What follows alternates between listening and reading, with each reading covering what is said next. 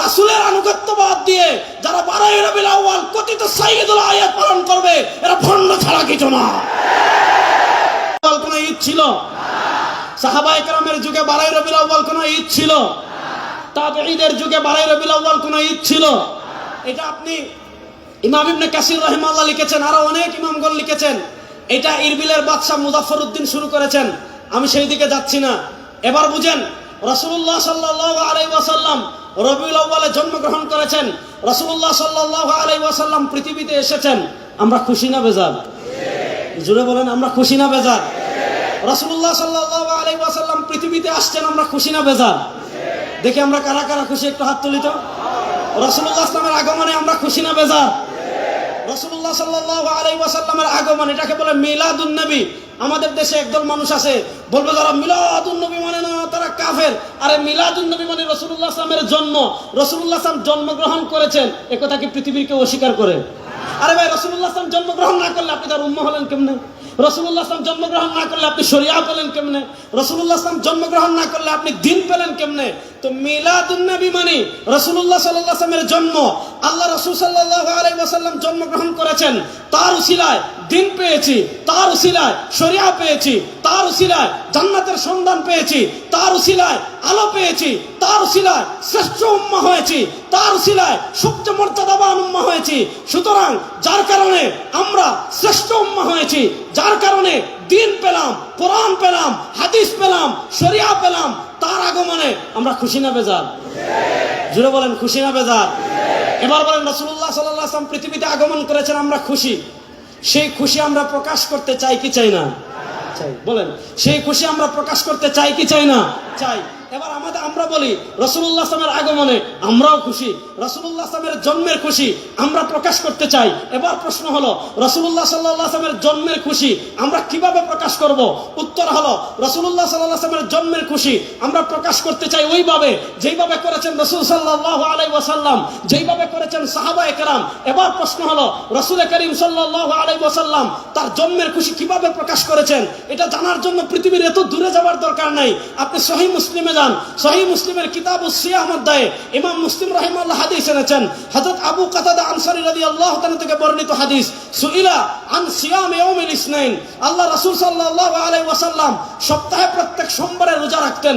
আবু কাতাদা আনসারী বলেন, রাসূলুল্লাহ সাল্লাল্লাহু আলাইহি ওয়াসাল্লামকে জিজ্ঞাসা করা হলো, আপনি প্রত্যেক সোমবারে কেন রোজা রাখেন? আল্লাহ রাসূল সাল্লাল্লাহু আলাইহি ওয়াসাল্লাম তিনটা কারণ বলেছেন।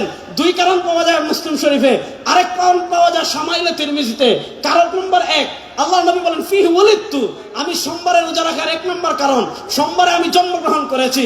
আমি সোমবারে রোজা রাখার 2 নম্বর কারণ ফিহি উবাসু আলাইয়া, আমার উপর সোমবারে প্রথম ওহী আসছে। সোমবারে রোজা রাখার 3 নম্বর কারণ, নবী বলেন সোমবারে বান্দার আমল আল্লাহর কাছে পেশ করা হয়। ইন্নী উহিব্বু আন উরাদা আমালি ওয়া আনা সাইম, সরকারে দু আলম বলেন আমি পছন্দ করি আমার আমলকে এমন অবস্থায় আল্লাহর কাছে পেশ করা হোক যে আমি রোজাদার। এবার দেখেন, একটা হলো জন্মবার, আরেকটা হলো জন্ম তারিখ। জন্মবার সপ্তাহে আসে একবার, জন্ম তারিখ বছরে আসবে একবার। আমাদের আপা 5 আগস্ট পলাইছেন। আচ্ছা, তাহলে 5 আগস্ট বছরে আসে একবার। উনি পলাইছেন কিবারে? সম্ভবত রবিবারে। রবিবার আসে কিবার? সপ্তাহে একবার। মনে করেন আজকের এই মাহফিল, এটা কত তারিখ? 11 আগস্ট, 21 আগস্ট। 21 আগস্ট বছরে আসে একবার। বার হলো কি? শুক্রবার। বার আসে সপ্তাহে একবার। এবার একটা জিনিস খেয়াল করেন, আল্লাহ রাসূল সাল্লাল্লাহু আলাইহি ওয়াসাল্লাম তার জন্মের খুশি স্বরূপ কি করছেন? 1 নাম্বার, তিনি তার জন্মের শুকরিয়া আদায় করার জন্য তারিখ নির্ধারণ করেন নাই, তিনি তার জন্মের শুকরিয়া স্বরূপ নির্ধারণ করেছেন বারকে। বার আসে সপ্তাহে একবার, মাসে আসে কমসে কম 4 বার। 12 মাসে যদি 1 বছর হয়, 4 বার 48।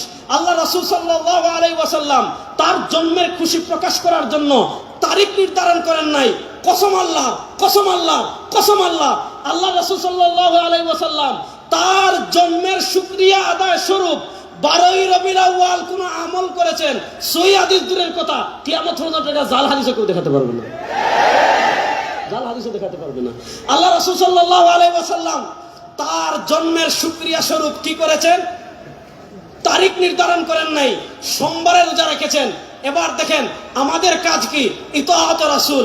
আল্লাহ বলেছেন মান ইউতির রাসূলা ফাকাদ আতা আল্লাহ। আল্লাহ বলেছেন ইয়া আইয়ুহাল্লাযীনা আমানু আতিউল্লাহ ওয়া আতিউর রাসূল। আল্লাহ বলেছেন মা আতাকুমুর রাসূলু ফাখুযু ওয়া মা নাহাকুম আনহু ফান্তাহু। আল্লাহ বলেছেন মা কানা লিমুমিন ما كان لمؤمن ولا مؤمنة إذا قضى الله ورسوله أمرا أن تكون لكم الخيرة بينهم। আল্লাহ তাআলা বলেছেন মাইয়ুতির রাসূলা ফাকাদ আতা আল্লাহ। যারা রাসূলের আনুগত্য করবে তারা আল্লাহর আনুগত্য করবে। এবার দেখেন রাসূল নির্ধারণ করেছেন বার, আমি নির্ধারণ করলাম তারিখ। রাসূল রাখলেন রোজা, আমি বানাইলাম ঈদ। রাসূলের আনুগত্য বাদ দিয়ে যারা 12 রবিউল আউয়াল কথিত সাইয়্যিদুল আয়াত পালন করবে এরা ভণ্ড ছাড়া কিছু না।